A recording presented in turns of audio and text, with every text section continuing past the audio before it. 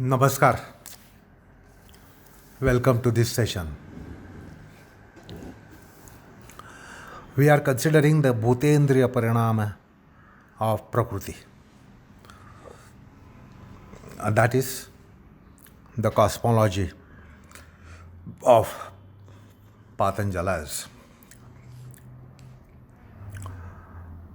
And we commenced this in the last session. We took note of the unique stand that Patanjali has taken. And the Sutra 2.19 says, Vishesha, Avishesha, Lingamatra, Alingani, Guna Parvani. So, it is all Guna Parvas in all the phases of creation. We know that creation has a formative phase. And now the difference between the formative phase of creation and the creation today, there is a huge difference. However, all these phases are intrinsically of gunas, namely sattva, raja, tama.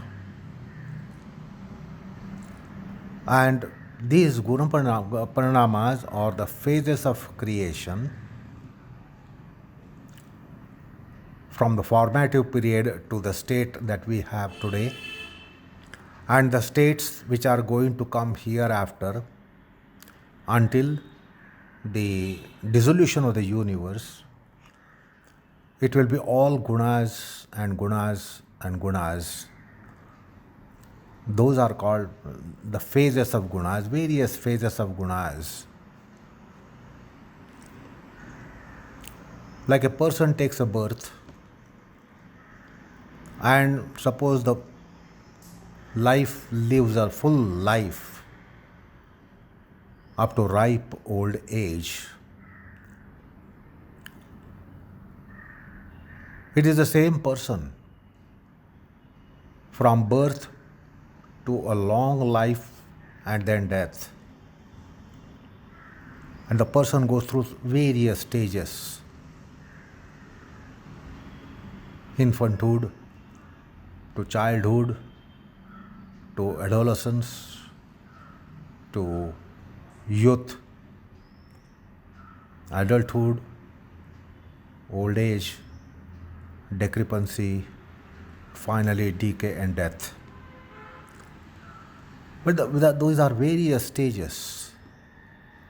So also the creation has various stages, right from the formative period, formative moments, to dissolution moments.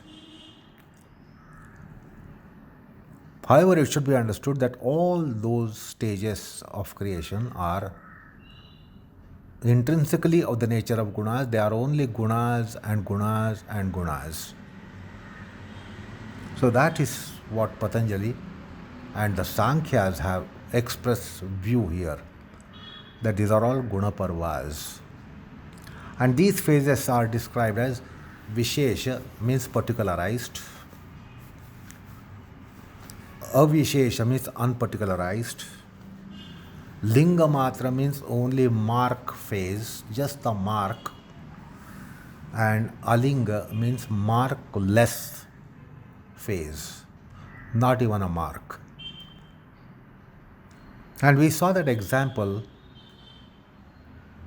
of the seed particle when broken, nothingness. And from nothingness, the huge banyan tree came into existence. So in that nothingness, or so-called nothingness, there is not even a mark that this would be huge, gigantic banyan tree. But it happens in the course of time by a process.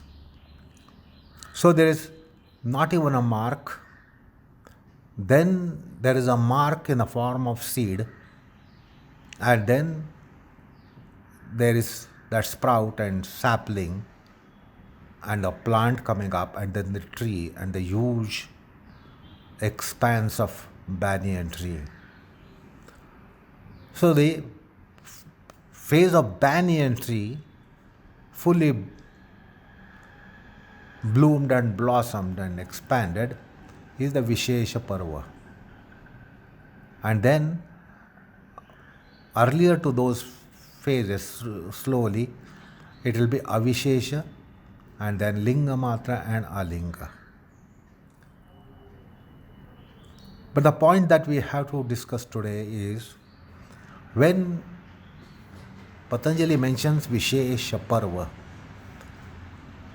particularized phase, it should be clear that this is in the realm of metaphysics.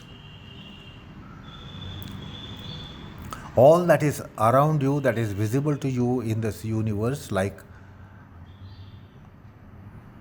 mountains and rivers and trees and plains and deserts and landmass and ocean and planet and solar system and the galaxy, this is not Vishesha Parva.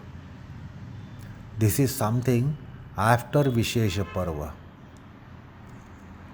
So all these phases mentioned in the Sutra are not with reference to visible world around us.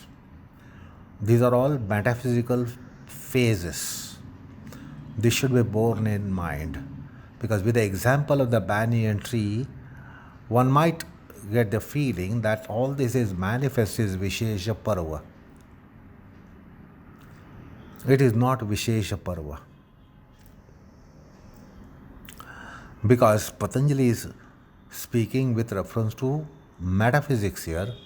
Metaphysics, that means none of these phases are visible to our eyes. They are not tangible. They are not perceivable. They are not phenomenal aspect of universe. The phenomenal aspects of universe is something after Vishesha Parva. So the parinamas will be going on from Alinga to Linga and Linga to Avishesha and Avishesha to Vishesha and then Vishesha to perceptible, graspable, Grahyaru. So it should be borne in mind that this actualized universe is not referred to in these phases. Particularized will be followed by actualized. And when it is actualized, then you will see the phenomenon in the creation, phenomenal aspects of creation, that these are planets, these are stars, these are nebulae, this is solar system, this is sun, this is earth, this is landmass, this is ocean, that these are mountains, these are rivers, these are forests, these are deserts.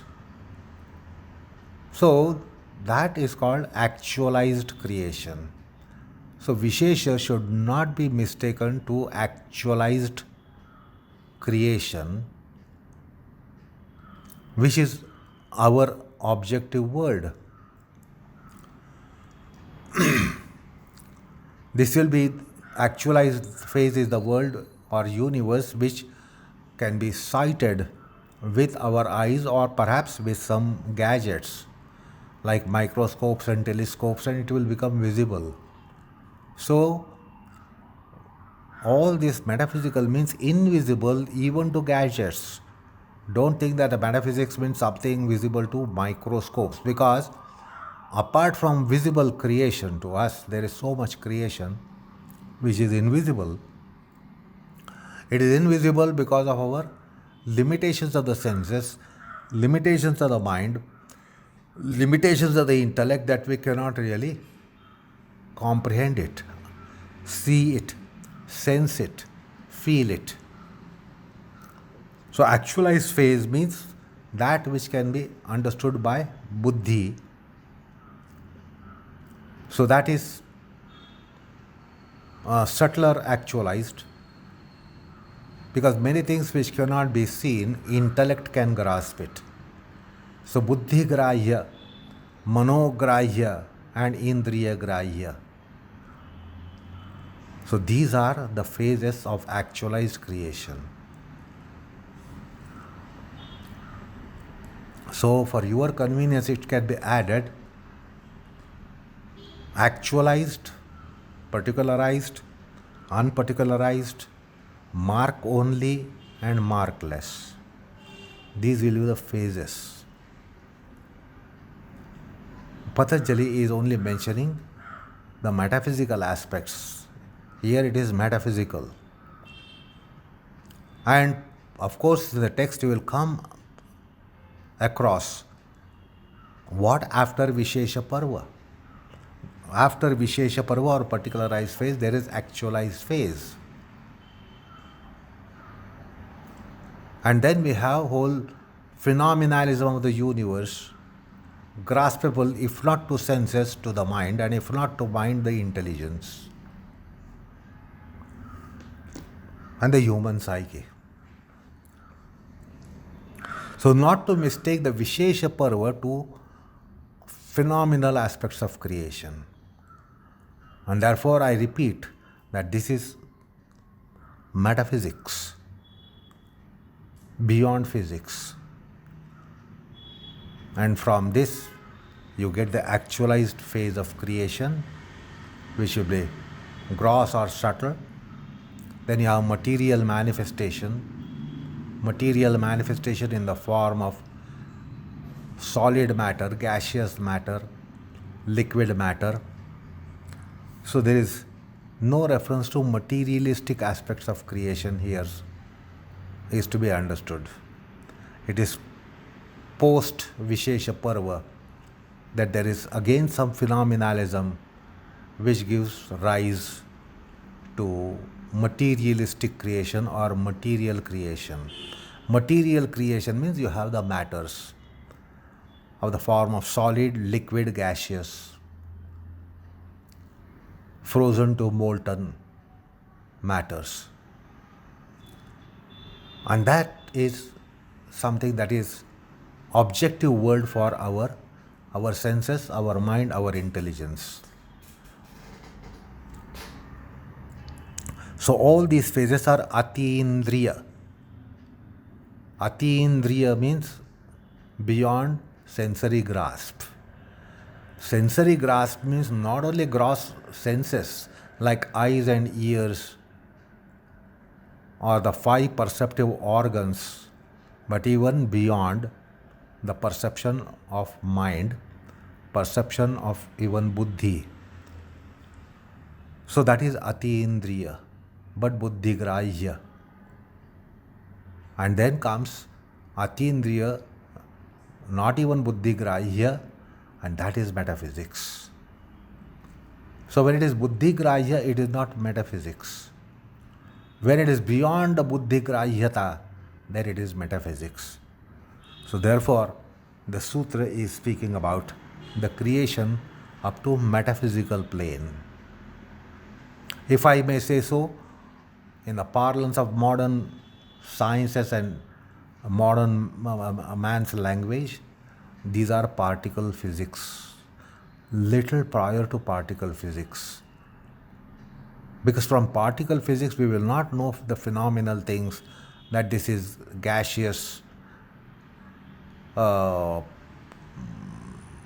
particle structure of gaseous and particle structure of solid and particle structure of liquid, because that is later.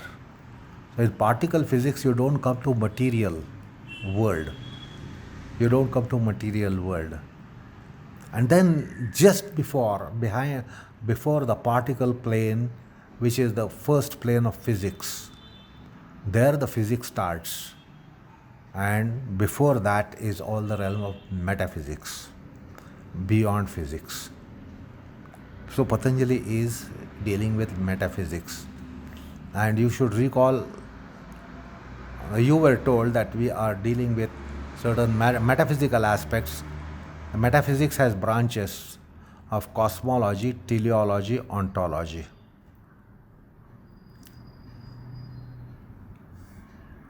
So we will be considering the teleology, now the cosmology, then the teleology also is mentioned in the previous sutra, and ontology of Prakriti is also mentioned in the previous sutra, Prakasha Kriya Sthiti Shilam Satvaraja Tama Gunatmakam. This is the metaphysics of Drushya category, and later we'll be seeing the metaphysics of Purusha category, which is yet to be covered. It will come after this topic. So there are metaphysical entities are to be understood as matter of Prakriti and matter of Purusha, rather realm of Prakriti and realm of Purusha. So these are two metaphysical entities. One of those is being considered now, the other of the two will be considered after this topic. So we are dealing with metaphysics. When the cosmology gets kicked off, the first phase of creation is not a visible matter. Like the tree is invisible in a seed particle. Anything is invisible in a seed particle.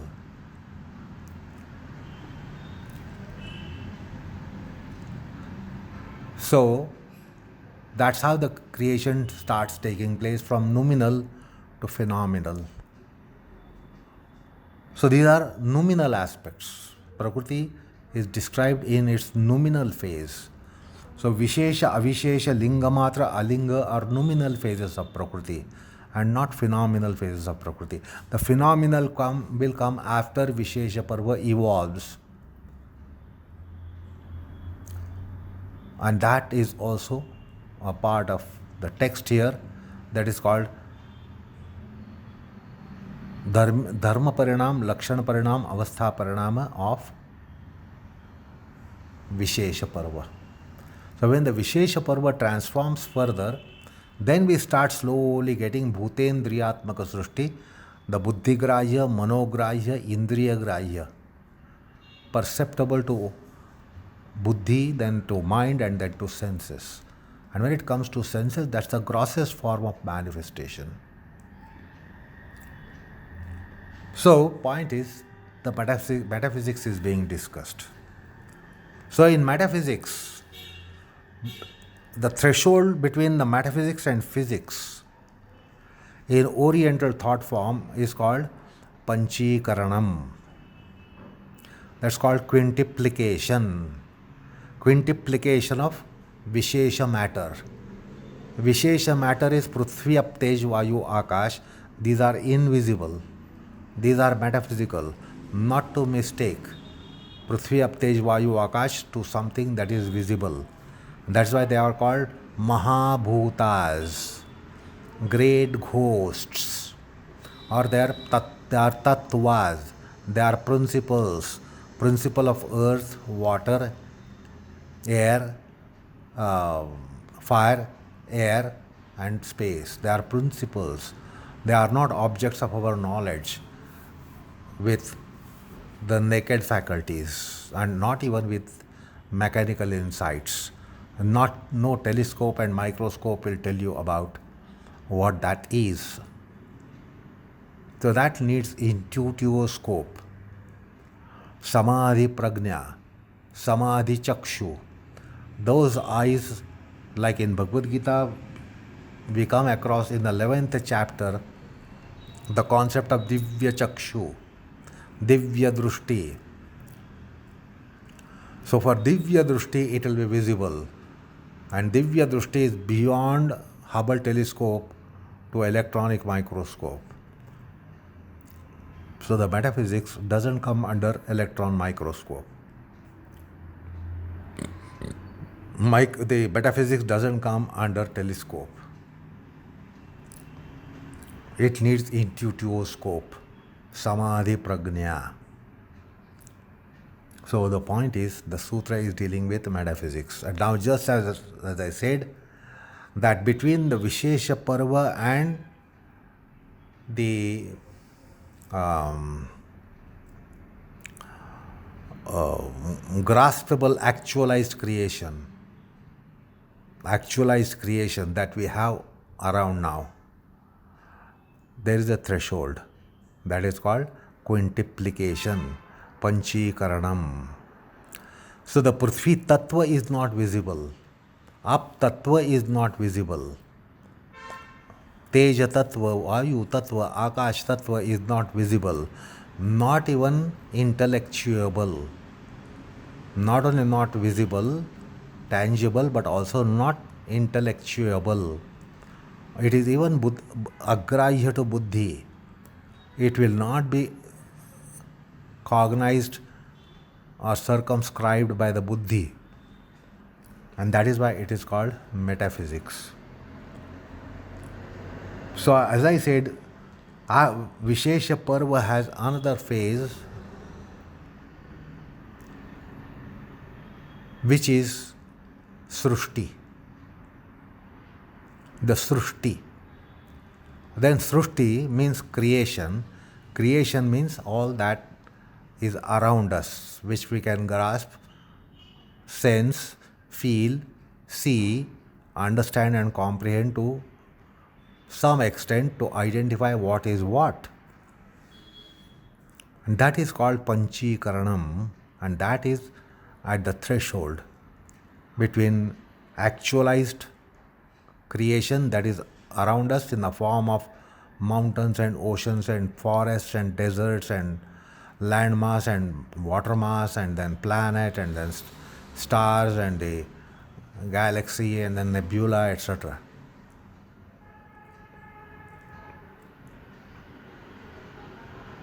So there is this is the parinama. From Alinga to Linga, it is parinama.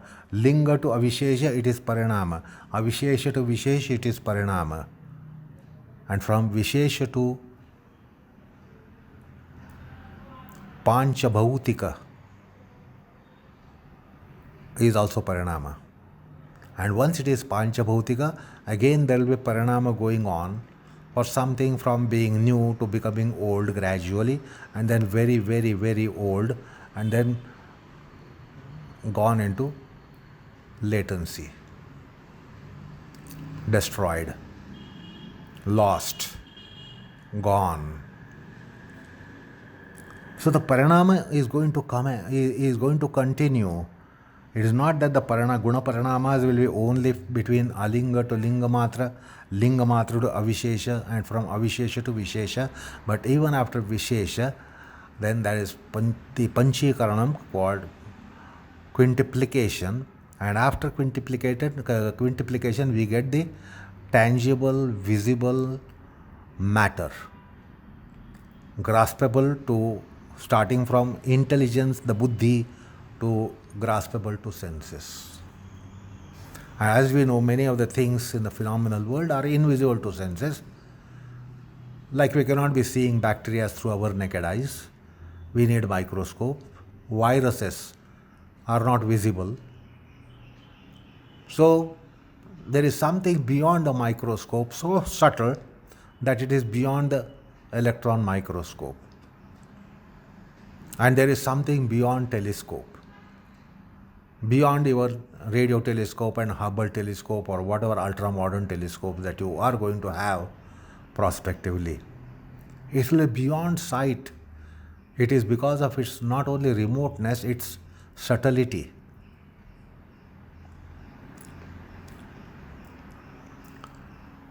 So, the mechanical insights will not work. It will need Divya Drushti, and Divya Drushti is given to us from within by which is called as Samadhi Prajna. So all these phases here mentioned are objects of Samadhi and not objects of your mind or objects of your senses or objects of your buddhi. These are all beyond that. So Panchikaranam. So this is all invisible to any scope, such as the science has and technology has given us, such as telescopes, electron microscopes to Hubble telescopes. It will be all beyond their grasp. They will not be able to access.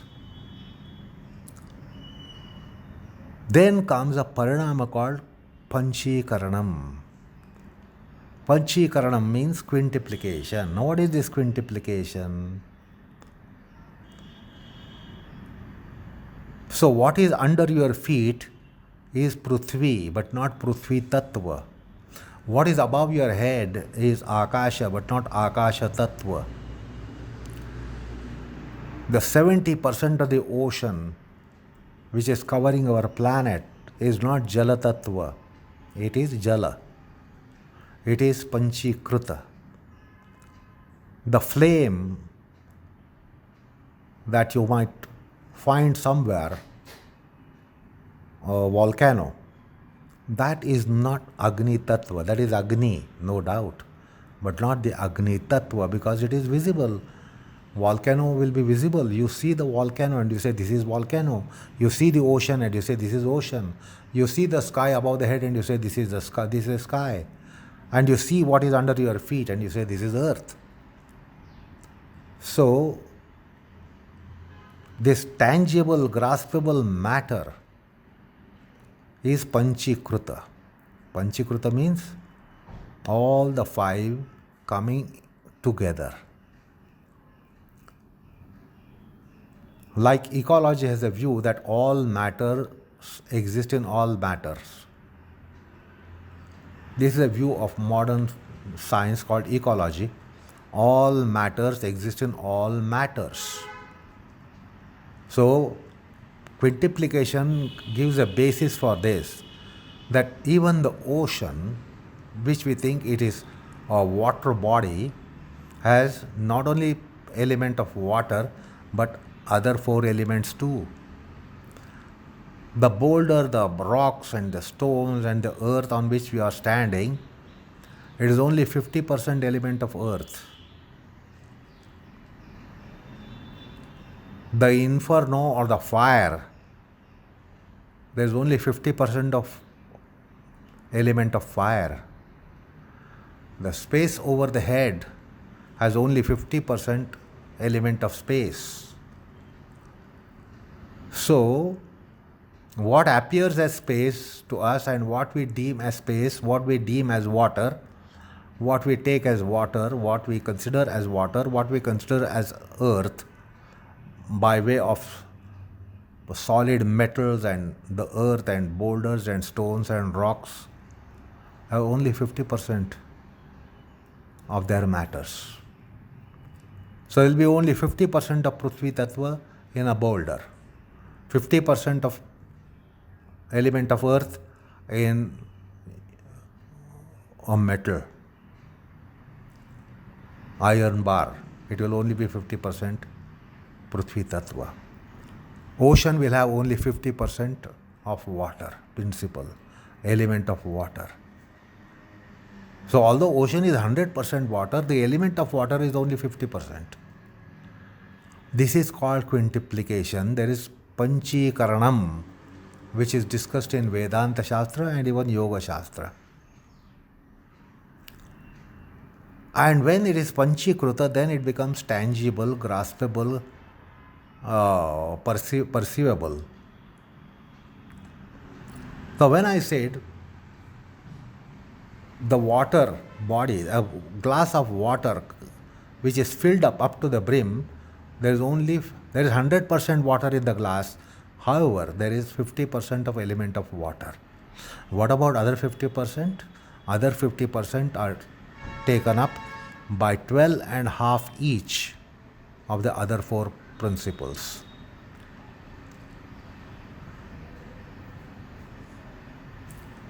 The ground that you have under your feet is only 50% of element of earth.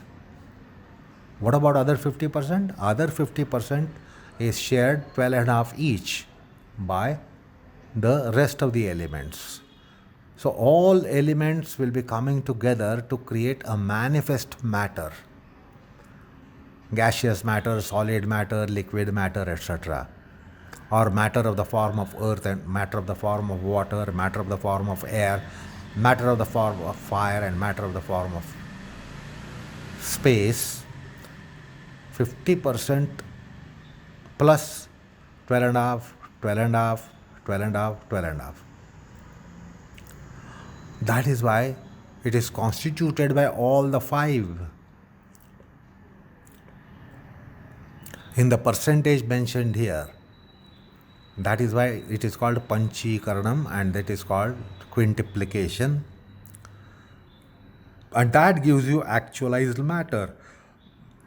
Material aspect, that you say this is solid matter, this is liquid matter, this is gaseous matter. So in gaseous matter you have 12.5% of solid. In solid matter you will have 12.5% of gaseous and liquid. In liquid you will have 12.5% of other elements. So it will be gaseous as well as solid. So if we are speaking about only three matters in our physics, in metaphysics we speak about five matters: matter of earth, matter of water, matter of fire, matter of air, matter of space. So spatial matter, then the Vayuatmaka matter, then Tejatmaka matter, Apatmaka and Prithvyatmaka. So Prithvi, Aptej, Vayu, Akash. These are five elements or five matters spoken of by metaphysics. While today in physics we are used to only three kinds of matter: solid, liquid, gaseous. So that is why it is called quintuplication or Panchikaranam.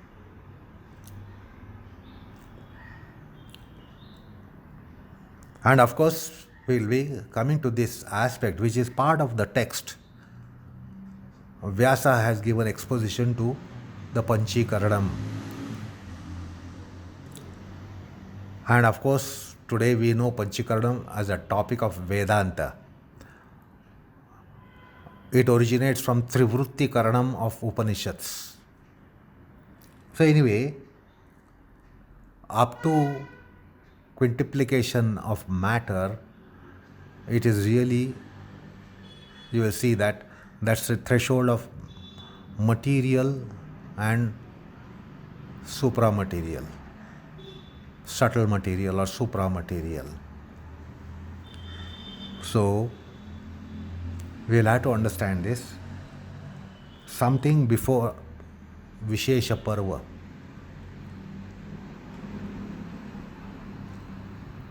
which is Srushtiatmaka Parva. Srushti means creation, and the creation is object of our senses. Creation is object of our mind. Creation is object of our intelligence. So there is a phase to be attached before Vishesha Parva, so that we include the physical as well as the metaphysical, which is expressed in the Sutra.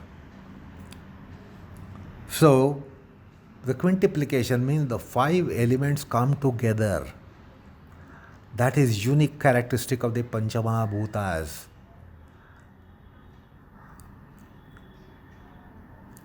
That they can come into each other, and they will come into each other in the percentage that was spoken of. 12.5, 12.5, 12.5, 12.5 plus 50. That makes one matter. For other matter, there will be 50% of that and then 12.5 each of the other four. And there are five kinds of matter: Prithvyatmaka, Apatmaka, Tejatmaka, Vayvyatmaka, Akashatmaka. So in metaphysics we have five kinds of matters. Unlike in physics we have three kinds of matters: solid, liquid and gaseous. So in the philosophies that speak about the Panchamahabhutas and the five kinds of materials, and that is Bhautika Srushti, Bhutatmaka Srushti in Patanjali's definition, which has come in previous sutra. Bhutendriyatmaka, Bhutatmaka, Indriyatmaka. So Bhutatmaka means Panchamaha Bhutatmaka. Panchamaha Bhutatmaka means quintuplicated matters. So I also wanted to tell you in advance, although this will come in later part of the Patanjali's text, but it was very relevant here, that's why I brought it here, that there is something called as Panchikaranam of the 5 elements. And that's the elemental aspect of creation which Patanjali briefly states in Bhutatmaka Srushti. And then the other one is Indriyatmaka Srushti. And all living creation is of the nature of both. Because all living creations have body. The body is made up of elements. And then there are indriyas, whereby it becomes animate. Just something is animate and therefore it is called animated aspect of creation is not right. Animated creation will always have collocation or assembly of the organs, cognitive and cognitive organs, and internal organ. So Bahyendriyas and Antarendriyas, Karmendriyas, Jnanendriyas and Antarendriyas is signature condition of the living creation. And that is summed up in Bhutendriyatmaka Srushti. So, the quintuplication also tells us another thing, that the first element is Akasha. And therefore the Upanishads have mentioned Akashat Vayohu, Vayor Agnihi, and then Agner Apaha, Apdhyam Prithvim. This comes in Taittiriya Shakha of Vedas. So from Akasha, there are not 5 elements. There are 5 generation of elements. This should be understood. These are not 5 elements, 5 generation of elements.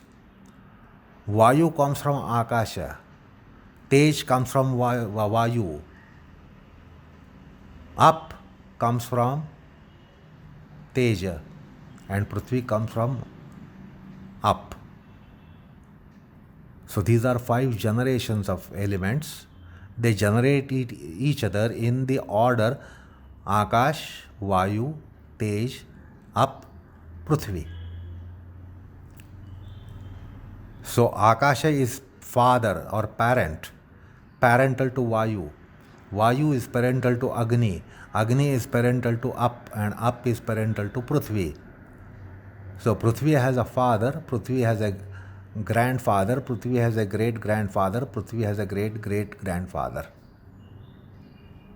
There are 5 generations. So these are not 5 elements, 5 generation of elements. But because there are characteristic differences between the generation after generation after generation after generation after generation, they entitled to be called as 5 elements.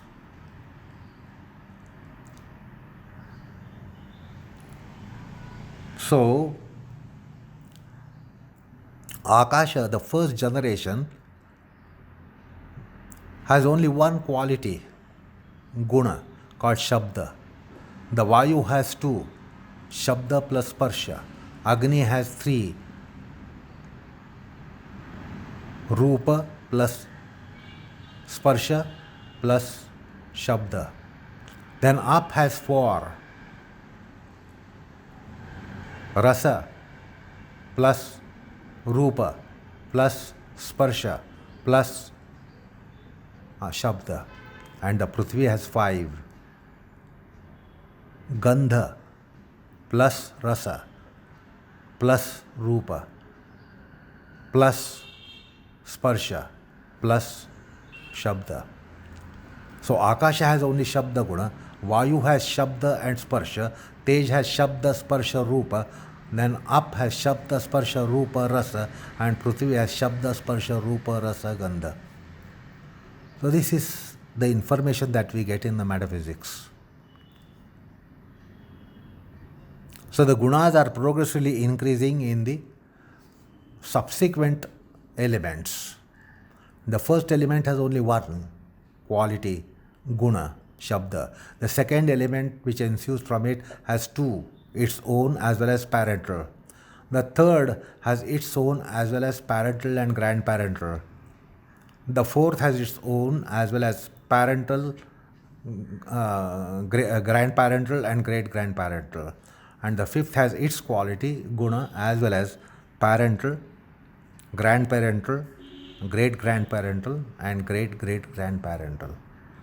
These are all informations which come in metaphysics, and Vyasa has elucidated this in his commentary, which of course we will be seeing in course of our delineation on it. So, the point is, the sutra is totally describing metaphysical phases of Prakriti. And then, via media of Panchikaranam, the Prakriti jumps into phenomenal plane, and then we get phenomenal creation. So, also phenomenal life. And gunas are inherently, intrinsically, materially in all the phases. Even after it is actualized, it is sattva rajatama subsumed, permeated. So the permeation of gunas is 100% in all phases.